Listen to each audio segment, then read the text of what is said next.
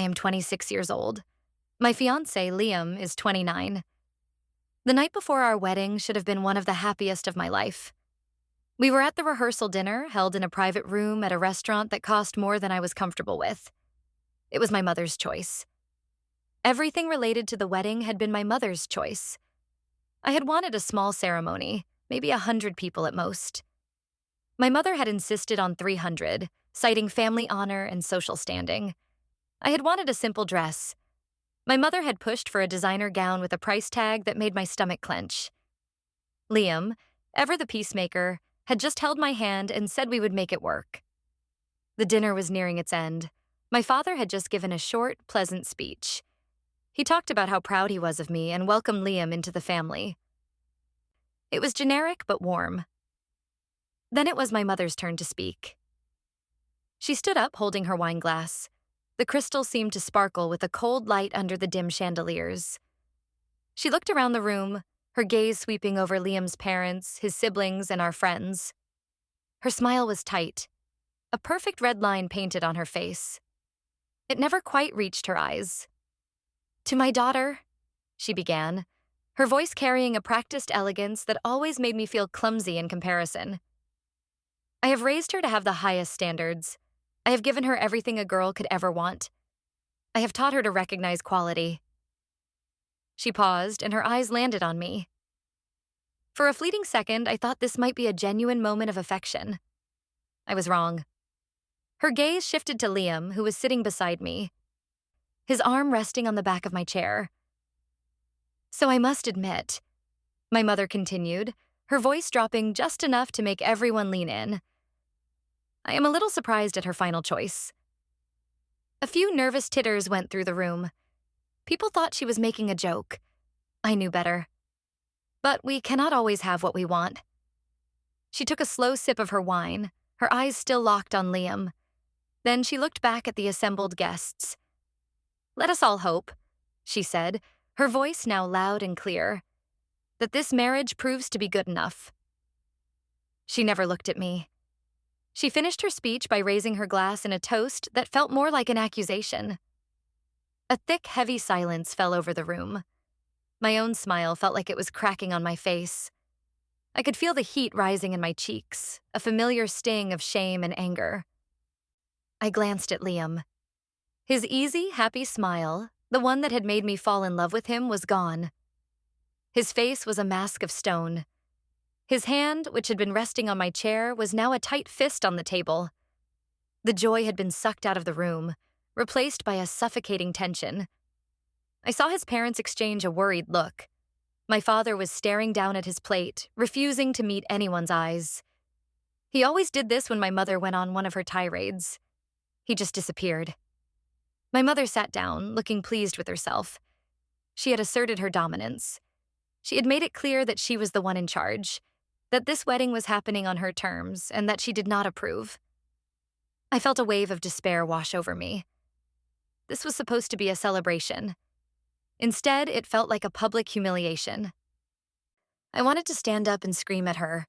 I wanted to run out of the room, but I was frozen, trapped by years of conditioning to never make a scene, to always be the polite, accommodating daughter. Liam's jaw was tight. He looked from my mother back to me. His eyes were dark with an emotion I had never seen in him before.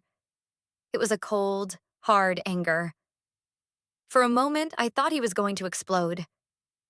I thought he would stand up and yell at her, and the whole fragile piece of the evening would shatter completely. I held my breath, waiting for the inevitable confrontation. But he did not yell. He took a slow, deliberate breath. His fist on the table relaxed, finger by finger. He picked up his own glass of water. He stood up. Every eye in the room was on him. My mother watched him with a look of faint amusement, as if she was daring him to challenge her. "I would also like to propose a toast," Liam said. His voice was steady, calm, and carried a weight that made everyone listen. He looked directly at my mother, but there was no malice in his eyes. There was something else. Something that looked like pity. "To Eleanor," he said, using my mother's first name. She flinched. No one but her closest friends called her Eleanor. To everyone else, she was Mrs. Vance. Thank you for that honest speech. It takes a lot of courage to stand up in front of a room full of people and announce your own shortcomings so clearly. A gasp rippled through the room. My mother's face went from smug to stunned in a heartbeat. Her mouth opened slightly, but no words came out. Liam continued, his voice never wavering. You spoke about quality and standards, and you are right to do so. Your daughter, Clara, is the embodiment of quality.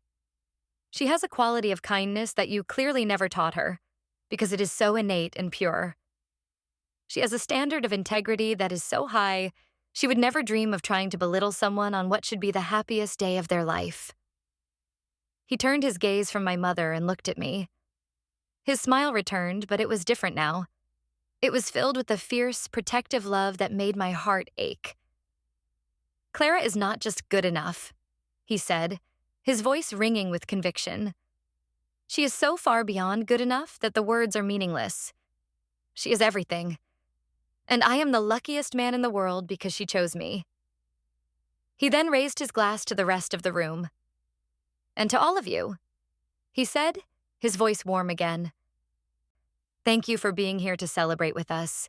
We are so excited to start our lives together, surrounded by people who genuinely wish us well. He took a sip of his water and sat back down, his hand finding mine under the table. He gave it a firm squeeze. The silence that followed was different. It was not tense anymore. It was awestruck. Then, Liam's father stood up. To Clara and Liam, he boomed, his voice full of pride. A perfect match. Everyone else in the room, except for my mother and father, quickly raised their glasses and echoed the sentiment. The applause was loud and genuine. The warm atmosphere rushed back into the room, stronger than before. My mother was pale. Her mask of composure had cracked. She looked furious, but also small. For the first time in my life, I saw someone put my mother in her place. And they did it without raising their voice, without being cruel. They did it with dignity. I looked at Liam, my eyes filled with tears. He just smiled at me and whispered, I've got you.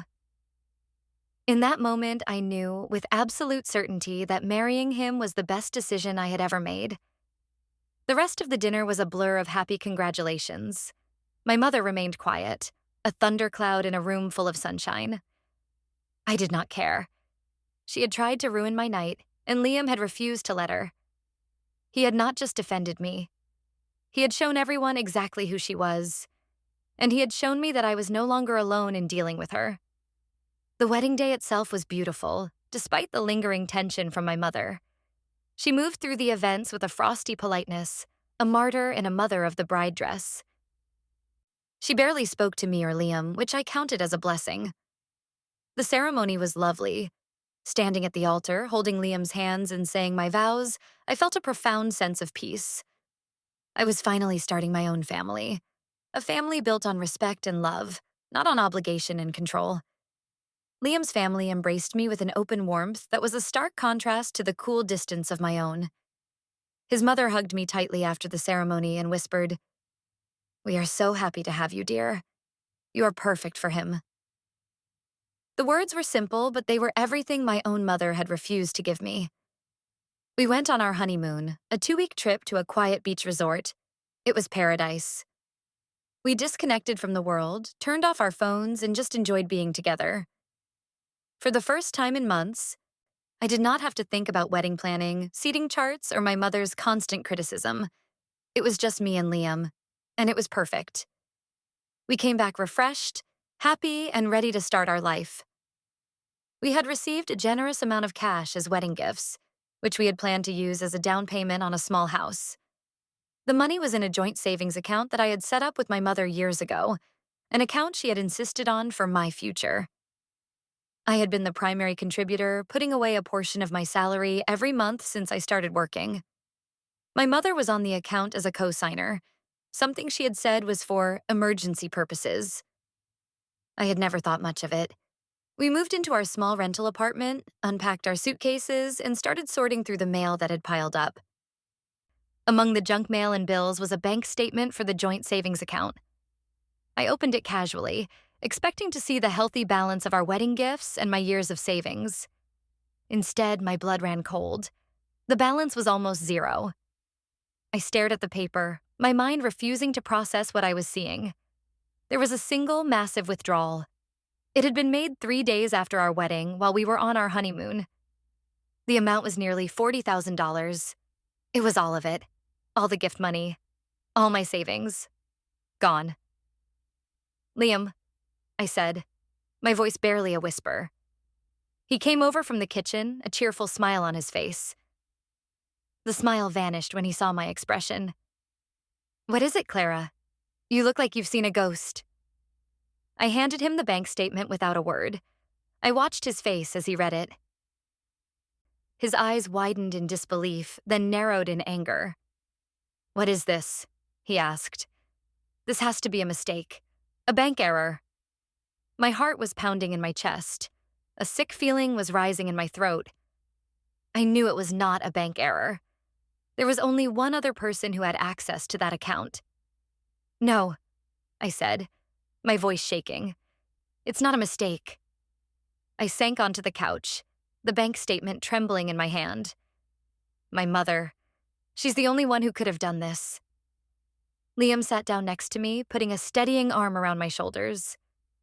Your mom? Why would she do that? It doesn't make any sense. I don't know, I whispered. But even as I said it, a dark suspicion began to form in my mind. The timing was too perfect. 3 days after the wedding, after her public humiliation at the rehearsal dinner. This felt like retaliation. This felt like punishment. My first instinct was to call her and scream, to demand an explanation. But Liam stopped me. Hold on, he said, his voice calm and firm. Let's not fly off the handle. We need to be smart about this.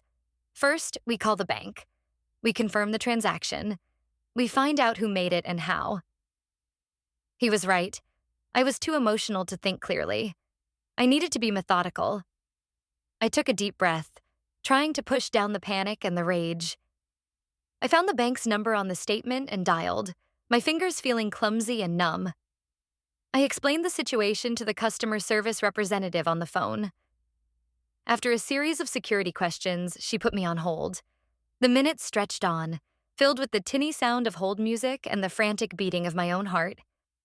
Finally, the representative came back on the line.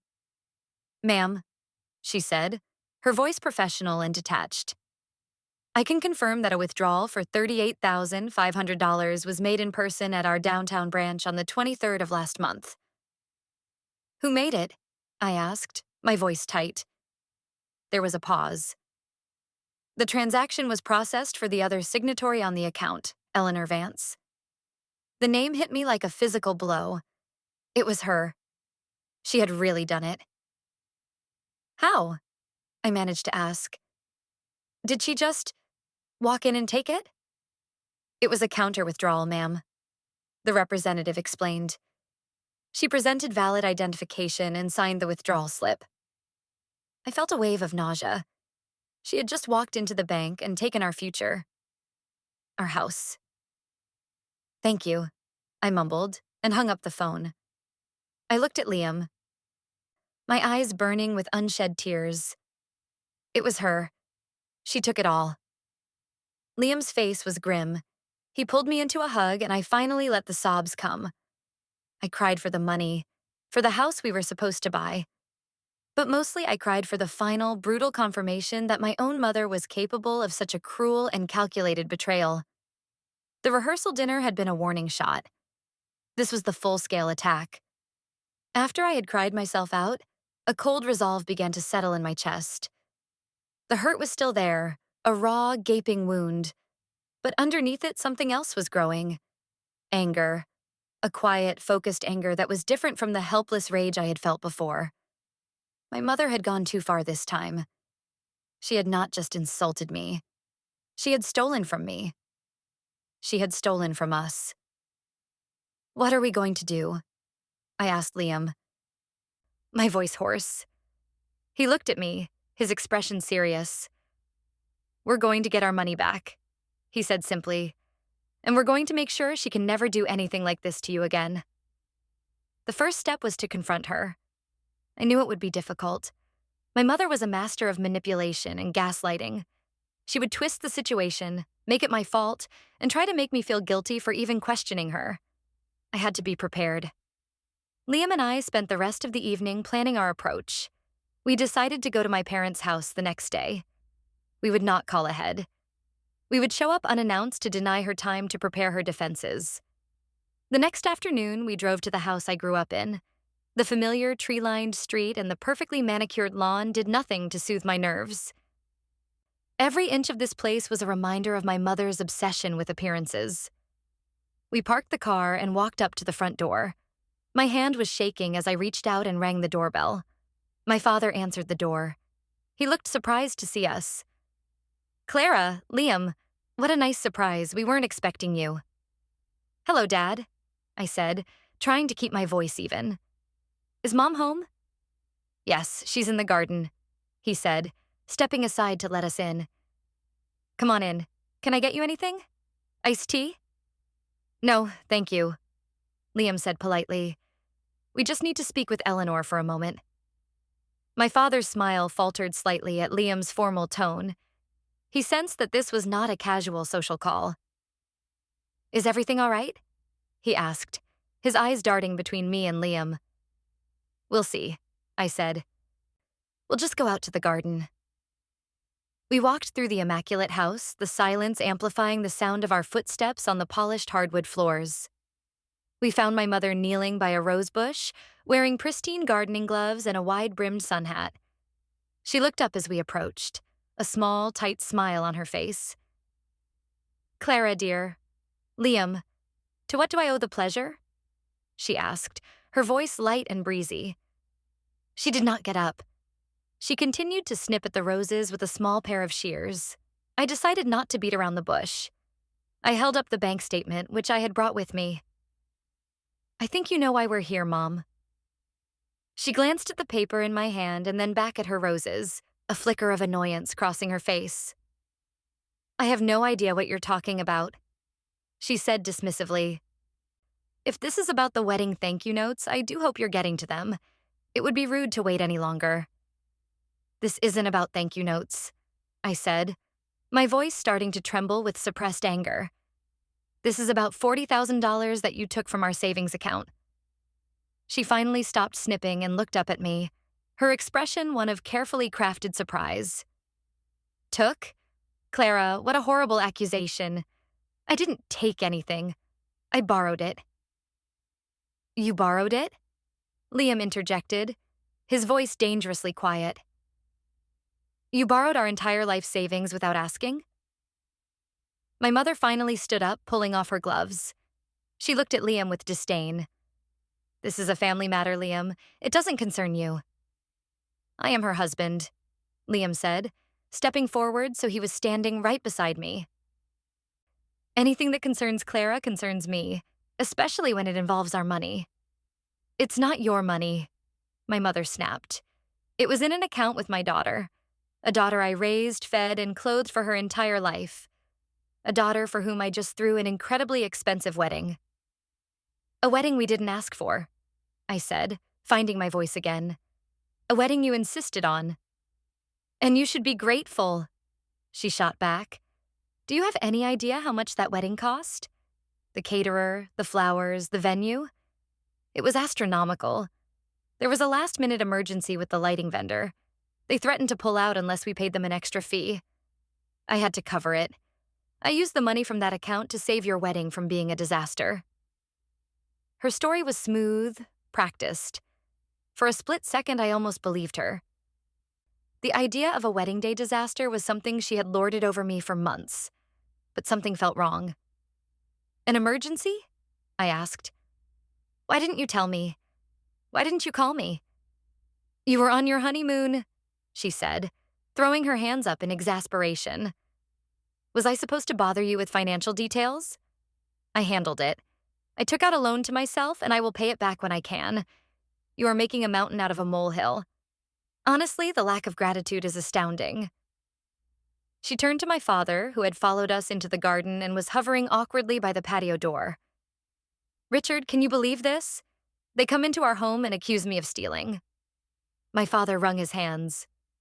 "Now, Eleanor," he began weakly, "I'm sure it's just a misunderstanding. Clara, your mother had to deal with a lot of stress." "I understand stress, Dad," I said, my gaze fixed on my mother. "But this is not about stress. This is about our money. When were you planning on telling us about this loan?" "When it was necessary," she said haughtily. "It's been handled. Now, if you'll excuse me, my roses need tending." She turned her back on us, dismissing us as if we were petulant children. I felt a surge of fury. She was not going to get away with this. Not this time. "We need the money back, Mom," I said, my voice hard.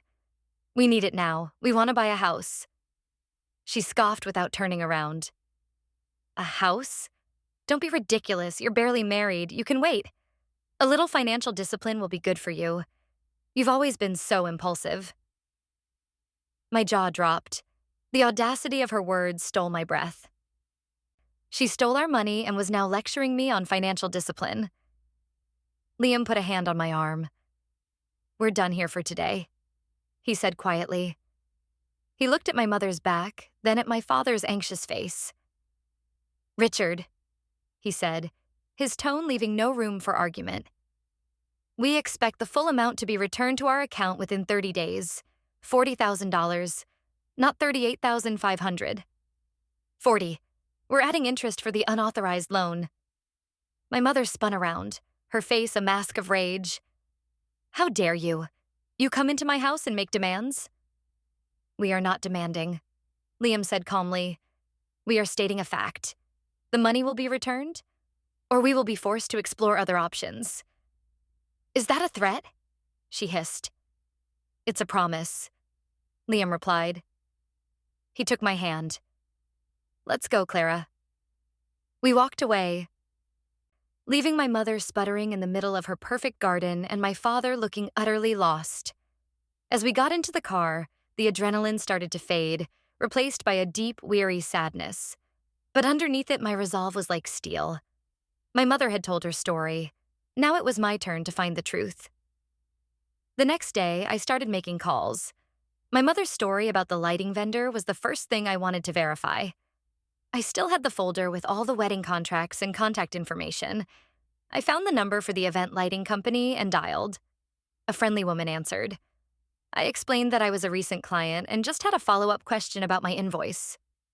"Of course," she said. "Let me pull up your file. What was the name?" "Clara Vance," I said. "Well, Clara Sterling now. The wedding was on the 21st of last month." I heard the click of a keyboard. "Ah, yes, the Sterling wedding. A beautiful setup. I remember the file. Everything was paid in full, well in advance. We didn't have any issues at all. Was there a problem with the service?" My heart started beating faster. "No, the service was wonderful. I was just under the impression there was a last-minute issue. Some kind of extra fee that had to be paid on the day of." "An extra fee?" she said, sounding confused. "No, nothing like that. Your final invoice was paid 2 weeks before the event. There were no additional charges. Everything went off without a hitch on our end." "Are you absolutely sure?" I pressed. "My mother, Eleanor Vance, handled the final arrangements. Is it possible she dealt with someone else?" "Mrs. Zhao. Vance was the main contact. Yes," the woman confirmed. "But I handle all the billing personally. If there had been any extra charge, it would have gone through me. And I can assure you there was nothing. The account was settled and closed." "Thank you," I said, my voice tight. "You've been very helpful." I hung up the phone, a cold certainty washing over me. My mother had lied. It was a bald-faced, easily disproven lie. She had not needed the money for a wedding emergency. She had just taken it. The question was, why? What did she need $40,000 for so urgently that she would steal from her own daughter? I told Liam what I had found out. He was not surprised. "Of course she lied," he said, his mouth a thin line. People like your mother always have a story. The trick is to not get caught up in it. We need facts. So I kept digging. I called the caterer, the florist, the band. It was the same story everywhere. Everyone had been paid in full, on time. There were no emergencies, no last-minute fees, no disasters that required a sudden infusion of cash. My mother's justification was a complete fabrication. My next call was to my father. I was hoping that, away from my mother's immediate influence, he might be more honest. I was wrong. "Dad," I said when he answered, "I need to talk to you about the money." "Clara, I really don't think we should," he said, his voice strained. "Your mother is very upset. You and Liam were very rude to her." "She stole from us," I said bluntly. And then she lied about it. "I called the lighting vendor, Dad. I called everyone. There was no emergency." There was a long silence on the other end of the line. I could hear him breathing. "Your mother, she has a lot on her plate," he finally said, his voice weak. "What does that mean?" I asked. "What is going on that she would need that much money? Is she in some kind of trouble?" "It's not my place to say," he mumbled. "You should talk to her." "I tried to talk to her," I said, my frustration boiling over. "She told me I was ungrateful and impulsive and then turned her back on me. You were there, you saw it. She's proud," he said, as if that explained everything. "Just let this go, Clara. For me. Please, don't make things more difficult." He was asking me to just accept the theft of our life savings to keep the peace, to protect my mother from the consequences of her own actions. Just like he always did.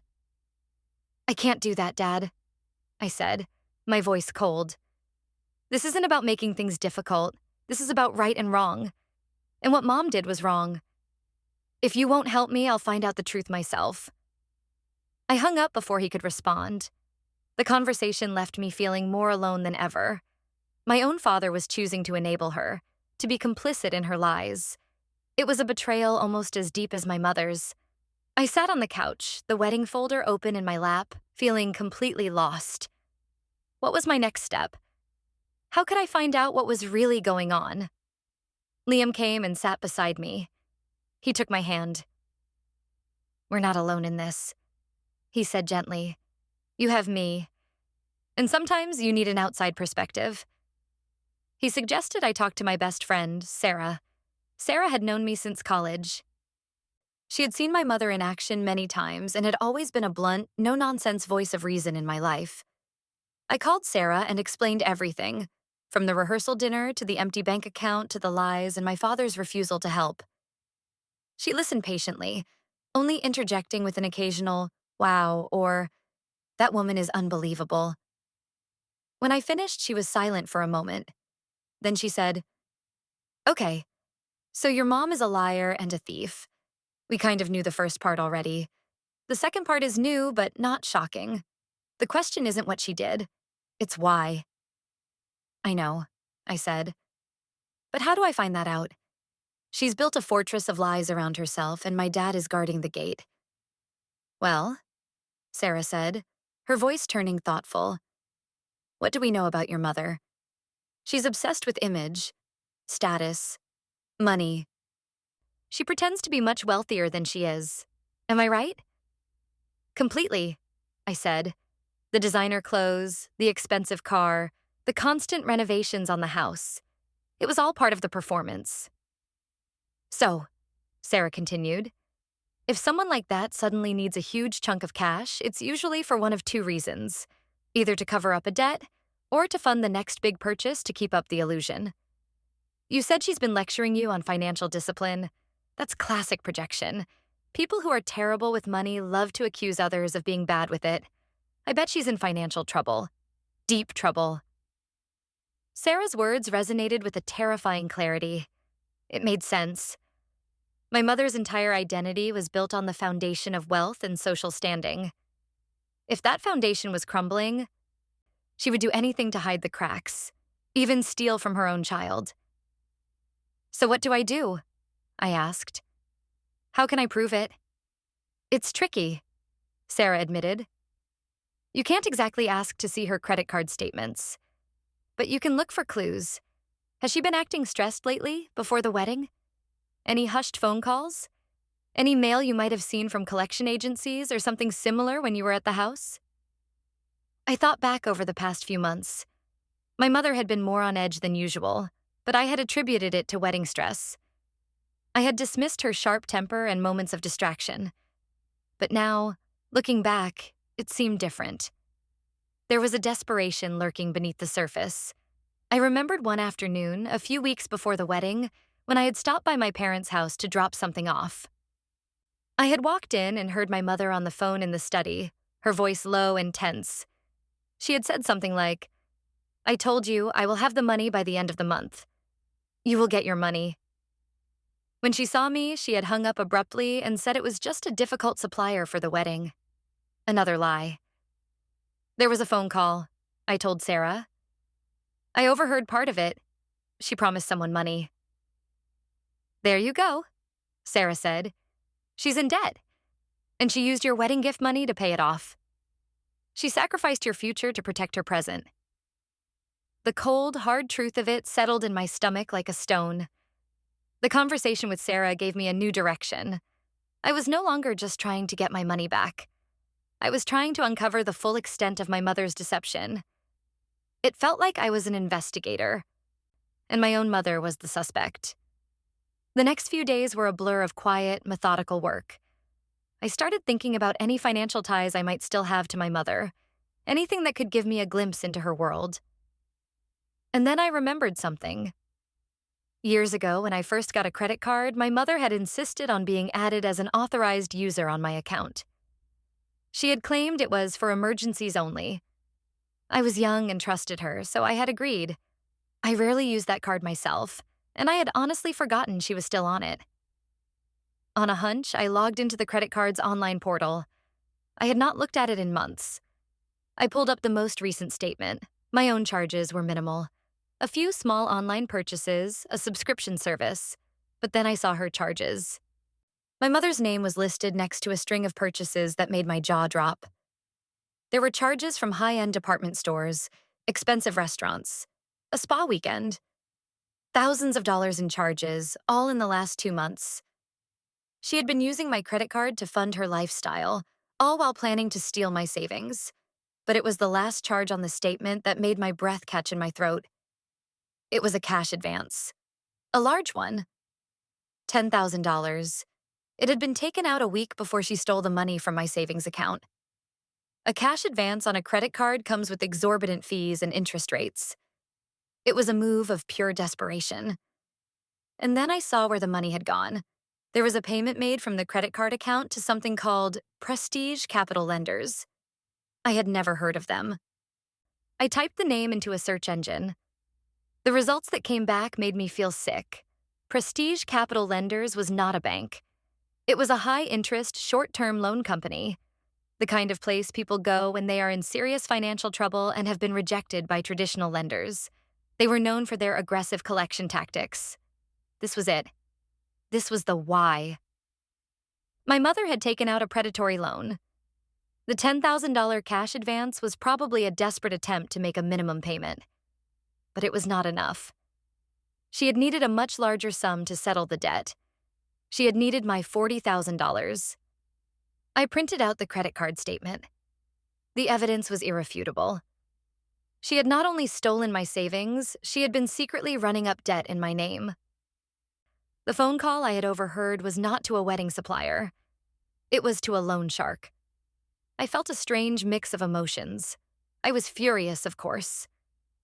The depth of her betrayal was staggering, but I also felt a sliver of something else. Vindication. I was not crazy. I was not ungrateful. I was a victim of a calculated, long-term deception, and now I had the proof. I showed the credit card statement to Liam. He read it in silence, his expression growing darker with each line item. When he got to the cash advance and the payment to Prestige Capital Lenders, he let out a low whistle. "So that's it," he said. "She's in over her head. She's been using you as her personal bank and her safety net. She stole from me to pay off a loan shark, I said, the words tasting like poison. And she was running up debt on my credit card at the same time. This is more than just a family dispute now, Clara, Liam said, his voice serious. This is fraud. What she did with your credit card is illegal. And what she did with the savings account, we need to find out exactly how she did that. He was right. The withdrawal from the savings account still bothered me. The bank had said she signed a withdrawal slip, but the account required 2 signatures for a withdrawal over a certain amount, a safety feature I had insisted on when I first set it up. My mother should not have been able to take out that much money on her own. The next morning, I went to the bank. Not my local branch, but the downtown branch where the withdrawal had been made. I asked to speak to the branch manager. A man in his 50s with a kind face named Mr. Harris invited me into his office. I explained the situation calmly and clearly. I told him about the unauthorized withdrawal, the amount, and the date. I told him that the account was supposed to require 2 signatures for a transaction of that size. Mr. Harris looked concerned. He pulled up the account details on his computer. He frowned. "You're right," he said. "The account notes do specify a 2-signature requirement for withdrawals over $5,000. Let me retrieve the physical paperwork for that transaction." He left the office and returned a few minutes later with a file. He opened it and pulled out a single slip of paper. It was the withdrawal slip. He laid it on the desk in front of me. There were 2 signatures on the bottom. One was my mother's. Her elegant looping script unmistakable. The other one was mine. Or at least it was supposed to be. It was a crude, clumsy forgery of my signature. The letters were shaky. The slant was wrong. It looked nothing like my actual handwriting. I stared at it, my vision blurring. "That's not my signature," I whispered. Mr. Harris looked at the slip, then at me. "Are you certain?" "I am 100% certain," I said, my voice gaining strength. "I did not sign this. I was out of the country on the date this was signed." I pulled out my passport from my purse and opened it to the pages with the entry and exit stamps from our honeymoon. "Here is the proof." The manager's face went pale. He looked at the forged signature, then at my passport. "Oh my," he said. "This is a very serious matter. It appears a fraudulent transaction was processed at our branch. Your teller processed a $40,000 withdrawal based on a forged signature," I said, my voice cold and steady. "The bank is liable for this." He swallowed hard. Yes, it appears so. Ma'am, I am so sorry. We will launch an immediate internal investigation. We will, of course, restore the funds to your account. This is a major breach of our protocol." I felt a wave of relief so intense it almost made me dizzy. I was getting the money back. The bank had made a mistake, and they were going to fix it. But my relief was quickly followed by a new, chilling thought. My mother had not just taken the money. She had committed a crime to get it. She had forged my signature. She had committed fraud. "I need a copy of this," I said, pointing to the withdrawal slip. "I need it for my records." Mr. Harris hesitated. "This is now evidence in an internal investigation. And it's evidence in a potential criminal one," I countered. "I am the victim of a crime here. I am entitled to a copy of the document that was used to defraud me." He saw the determination in my eyes. He nodded slowly. "Of course. I'll have a copy made for you right away." I walked out of the bank a few minutes later with 2 things. A written confirmation from the manager that the funds would be restored to my account within 5 business days, and a crisp, clear copy of the forged withdrawal slip. I was holding the ultimate proof, the key to unraveling my mother's entire world of lies. When I got back to our apartment and told Liam everything, he was stunned. "She forged your signature? Clara, that's a felony." "I know," I said. I laid the copy of the withdrawal slip on the coffee table next to the credit card statement. The 2 pieces of paper sat there, a testament to my mother's desperation and deceit. "What are you going to do?" Liam asked gently. The bank is giving us the money back. We could just let it go. We could cut her out of our lives and be done with it. I thought about it for a long moment. He was right. We could take the win. We were getting our money back. We could change all our account numbers, get a new credit card, and simply never speak to my parents again. It was the easy way out. It was the path of least resistance. It was what my father had begged me to do. But when I looked at the forged signature, I did not feel like letting it go. I felt a cold, hard anger. My mother had not just stolen from me. She had used my identity. She had been willing to commit a crime, risking her own future and potentially mine, all to save herself from the consequences of her own reckless spending. And she felt no remorse. She had stood in her garden and called me ungrateful. She had tried to make me the villain in her story. "No," I said, my voice quiet but firm. "I'm not going to let it go. She can't just get away with this. She needs to face what she's done." "What does that mean?" Liam asked. "Are you going to the police?" "I don't know yet," I admitted. Going to the police would mean she could face real legal trouble. Prison time, even. As angry as I am, I don't know if I can do that to my own mother. A part of me, the part that had been conditioned for 26 years to seek her approval, recoiled at the thought. But I'm not going to let her just walk away from this. She needs to be held accountable. She needs to understand that her actions have consequences. I picked up the forged slip. "This gives us power," I said. "This gives us leverage. She doesn't know that we know about this. She thinks she has a plausible story about a loan for a wedding emergency. She thinks the worst she has to deal with is our anger. She has no idea that we have proof of a crime." A plan began to form in my mind. A public confrontation was not enough. I needed more than just a moment of humiliation for her. I needed a real, tangible shift in power. I needed to dismantle the system of control she had held over me my entire life. "Her power comes from her image," I said, thinking out loud. "Her reputation. The belief that she is a wealthy, successful, respected woman. That's what she values most. More than me, obviously. So that's what we have to target." "How?" Liam asked. "I'm not sure yet," I said. "But I know where to start." My plan had two parts. First, I needed to secure my own finances completely. I spent the next day on the phone. I closed the credit card account my mother had been using. I opened a new one in my name only. The bank, as promised, restored the $40,000 to my savings account. I immediately closed that account and transferred the entire balance to a new one at a different bank, an account that my mother's name was nowhere near. I systematically went through every financial product I had and cut any and all ties to my parents. It was a liberating, empowering process. I was building a wall. The second part of the plan was more delicate. It involved a confrontation, but not the kind I had been imagining. I did not want a screaming match. I wanted a quiet, devastating dismantling of her authority. And I wanted my father to be there to witness it. He had chosen to be her shield. I was going to show him exactly what he had been protecting. I waited a week. I let the silence stretch. I knew my mother would be interpreting my silence as submission. She would think that, after our initial outburst, Liam and I had backed down. She would be feeling confident, even smug. That was exactly what I wanted. Then I called my father.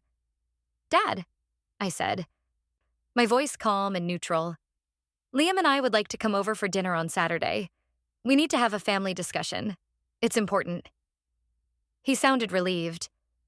"Of course, Clara. That sounds wonderful. Your mother will be so pleased. I told her you would come around." "Just make sure she's there, Dad," I said. "We have some things to finalize." "We'll see you at 7, he said cheerfully. He had no idea what was coming. On Saturday evening, Liam and I drove to my parents' house. I carried a large envelope in my purse. Inside were the copies of the credit card statement and the forged withdrawal slip. I felt strangely calm. The anger was still there, a cold, hard knot in my stomach, but it was overlaid with a sense of purpose. We walked into the house. My mother greeted us with a smile that was only slightly strained. "Clara, Liam, so good of you to come. I've made your favorite roast chicken." It was her peace offering, a classic move. Use food and feigned affection to smooth over any unpleasantness. We sat down in the living room. My father was beaming, thinking a reconciliation was at hand.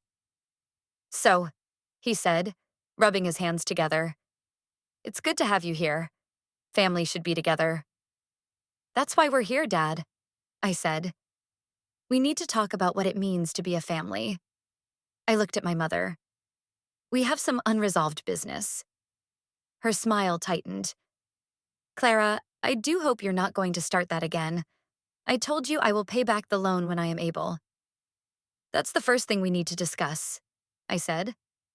I reached into my purse and pulled out the envelope. "You told us you borrowed the money to cover a wedding emergency. Specifically, a problem with the lighting vendor." "That's right," she said, lifting her chin defiantly. "That's interesting," I said, "because I spoke to them. They said everything was paid in full and there were no issues whatsoever. I also spoke to the caterer, the florist, and the venue. They all said the same thing. There was no emergency, Mom. You lied." My mother's face paled slightly. My father looked from her to me, his smile gone. "Eleanor?" he asked. "What is Clara talking about?" My mother waved a dismissive hand. "A simple miscommunication. There were other expenses. It's all very complicated. The point is, I handled it." "No," I said, my voice firm. "The point is, you lied. And we know why." I pulled the credit card statement from the envelope and laid it on the coffee table. "You needed the money to pay off a loan from a company called Prestige Capital Lenders, a high-interest predatory lender. You were so desperate that you took a $10,000 cash advance on my credit card, a card you've been secretly using for months to pay for spas and shopping sprees." My mother stared at the statement as if it were a snake. She was speechless. My father picked it up, his hands trembling. He read through the charges, his face growing ashen. "Eleanor, what is this? Prestige Capital? You told me you had consolidated our debts." "He doesn't understand," my mother stammered, looking at me with panicked eyes. "It was a short-term problem. I had it under control." "You did not have it under control," I said, my voice like ice. "You were drowning. And instead of asking for help, instead of being honest, you decided to steal from your own daughter to save yourself." "I did not steal," she shrieked, finding her voice again. "It was a loan. I signed for it at the bank." This was the moment. I looked her directly in the eye. "No, Mom, you didn't just sign for it." I pulled the second piece of paper from the envelope, the copy of the forged withdrawal slip. I placed it on the table next to the credit card statement. "You committed fraud." I watched as her eyes fell on the slip. I saw the flicker of recognition, the dawning horror. She saw the two signatures, one hers, one a pathetic imitation of mine. The last vestiges of color drained from her face. She looked cornered, trapped. My father picked up the slip. He stared at it for a long, silent moment. "Eleanor," he whispered, his voice cracking.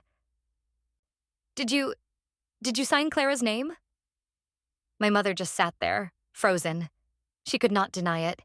The proof was right there in her husband's hand. The silence in the room was absolute, broken only by the ticking of the grandfather clock in the hall. "The bank has already launched an investigation," I said quietly. "They identified the signature as a forgery.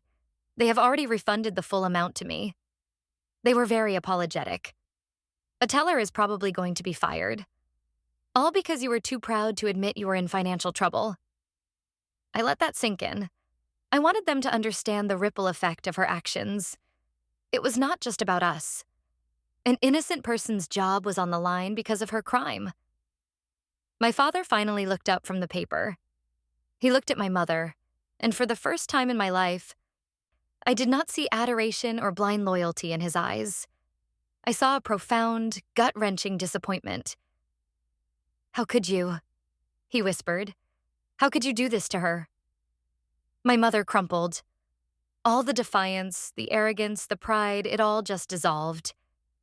She put her face in her hands and started to sob. Not the dramatic attention-seeking sobs I was used to.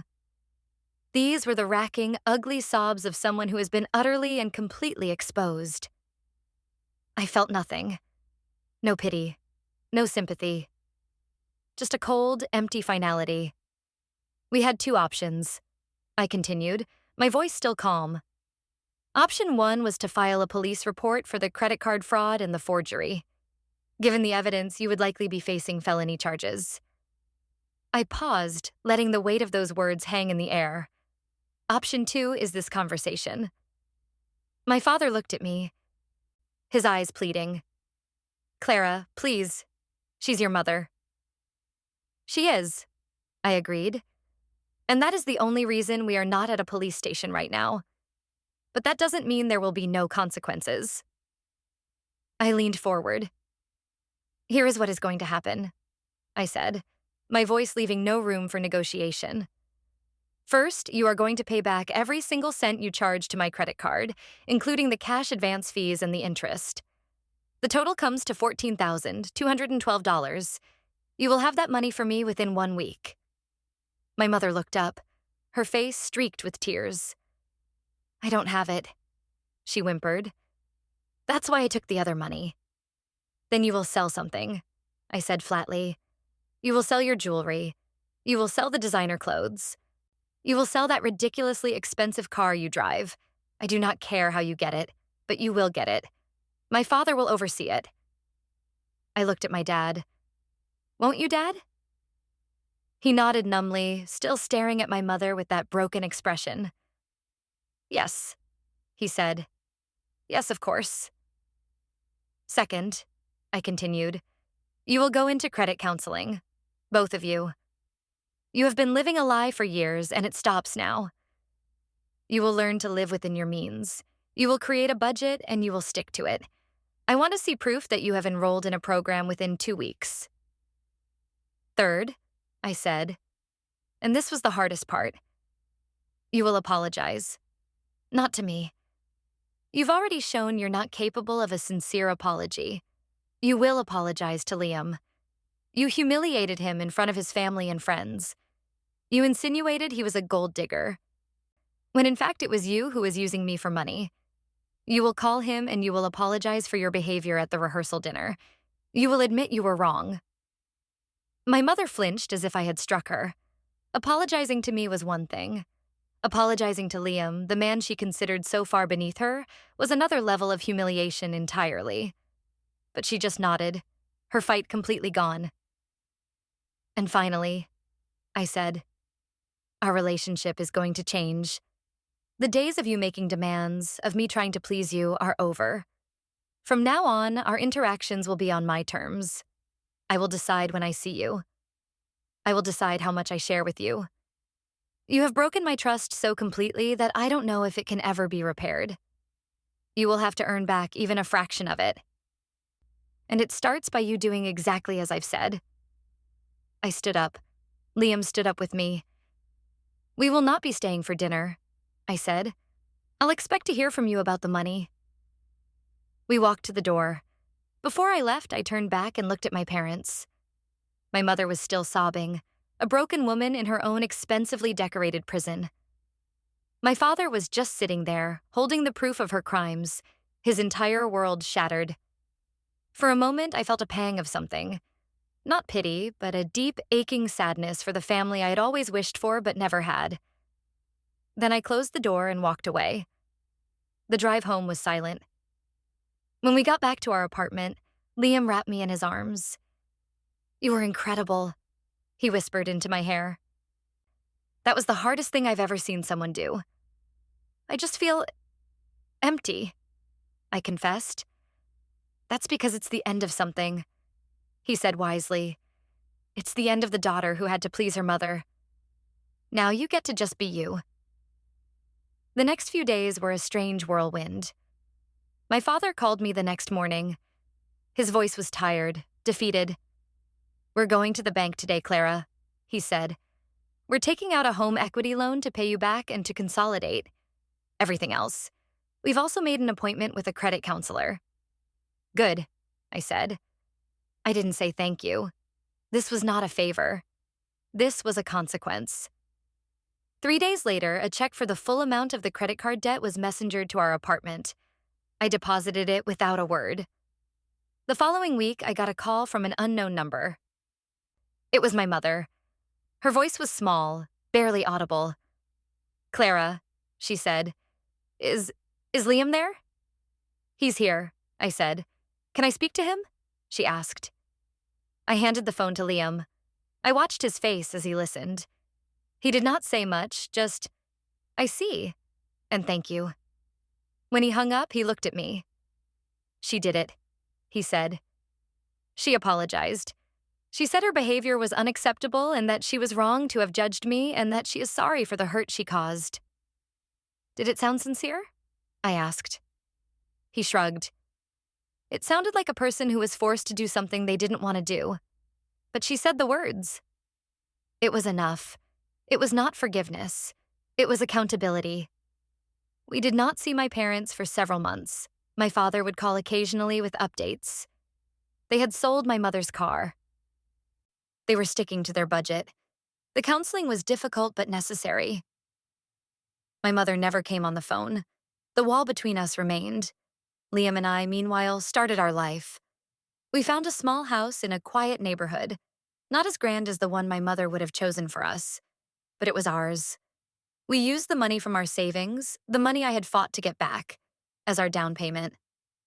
Painting the walls and choosing furniture together, we built a home that was a true reflection of us. It was a happy, peaceful place, free from judgment and manipulation. One day, about 6 months after the confrontation, I got a letter in the mail. It was from my father. Inside was a short note and a newspaper clipping. The note just said, "I thought you should see this. I am so sorry, Clara. Love, Dad." The clipping was from the local paper's society page, a section my mother used to live and die by. It was a small notice announcing that a local charity committee had a new chairperson. The previous chairperson, Eleanor Vance, had stepped down for personal reasons. I knew what that meant. My mother's social standing, the thing she had valued above all else, was beginning to crumble. The financial strain, the sale of her car, the inability to keep up with the lavish spending of her friends. It had all taken its toll. She could no longer maintain the facade. Her world was shrinking. I showed the clipping to Liam. He read it and then looked at me. "How do you feel?" he asked. I thought for a moment. I did not feel triumphant. I did not feel happy.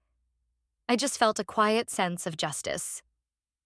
She had built her life on a foundation of lies, and the lies had finally given way. She had tried to sacrifice my future to protect her own image, and in the end, she had lost both. "I feel free," I said. And it was the truth. My relationship with my parents never fully recovered. It settled into a new, careful pattern.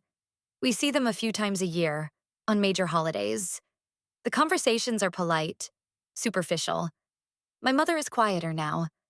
The sharp, critical edge is gone, replaced by a weary sadness. She looks older, smaller. The vibrant, commanding woman I once feared is gone. In her place is someone I barely recognize. My father tries. He makes an effort to connect with me and Liam.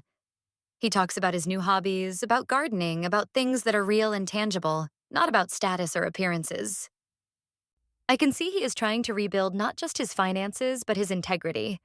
Our relationship is strained, but there is a path forward. There is hope. My relationship with my mother is different.